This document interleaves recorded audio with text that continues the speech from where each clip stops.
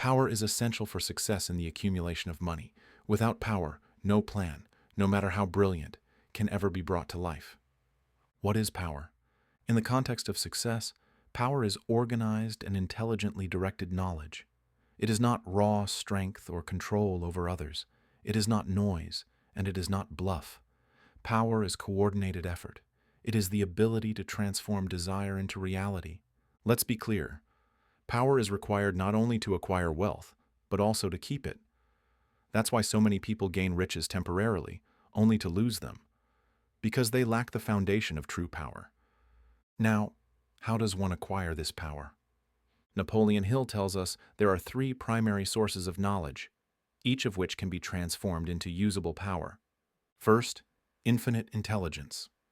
This source can only be tapped into through the power of the subconscious mind and creative imagination.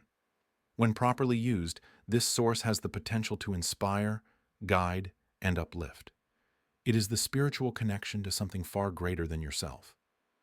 Second, accumulated experience. This is knowledge gathered over time by humanity and recorded in books, institutions, and minds. You can find it in libraries, in classrooms, and in the experiences of others.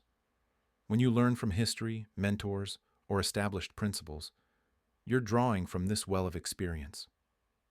Third, experiment and research. This is knowledge still being discovered. Science, technology, and innovation are constantly evolving fields.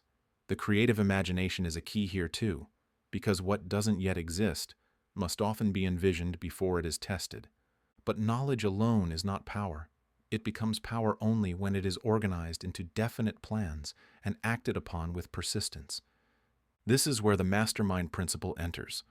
The mastermind is a coordination of knowledge and effort between two or more people working together in harmony toward a definite purpose. The result is something far greater than the sum of its parts. When you form a mastermind group, whether in business, personal development, or mission-driven projects, you multiply your reach, your thinking, and your power. This principle has been applied by every person who has ever built a great fortune. Henry Ford, who had limited formal education, used the mastermind principle relentlessly. He surrounded himself with experts in engineering, finance, and logistics. While he didn't personally know every detail about his automobiles, he had access to organized knowledge that made him one of the wealthiest men in the world. When Thomas Edison was experimenting to perfect the electric light, he didn't work alone. He built a mastermind team of scientists and thinkers who helped transform his ideas into practical reality. When Andrew Carnegie was asked how he amassed his fortune, he said, "I didn't. It was through the power of my mastermind group." Hill emphasized, "No one acquires great power in isolation. The lone genius is a myth. Behind every successful person is a network of minds, resources, and shared belief. To create your own power, then, you must start with a definite purpose. Know what you want, and make that desire so strong that it pushes you forward every single day. Next, you must build a definite plan and back it with continuous action. Adjust the plan when necessary, but never stop moving. You must also close your mind to all negative and discouraging influences, whether they come from others or your own self-doubt. Guard your mental space, protect your vision, and reject the naysayers. Finally, form a friendly alliance with one or more people who share your values and will encourage you to persist. These allies will help you see the blind spots in your thinking and help fuel the fire of your ambition when it begins to fade.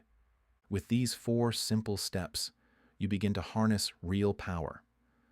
Not the kind of power that dominates others, but the kind that allows you to dominate your own circumstances.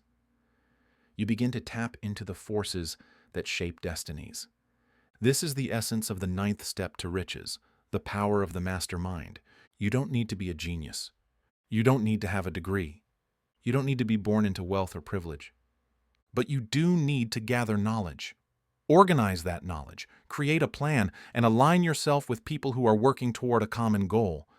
When you do this consistently, day by day, you awaken a force far greater than yourself, and you begin to shape your life according to your will.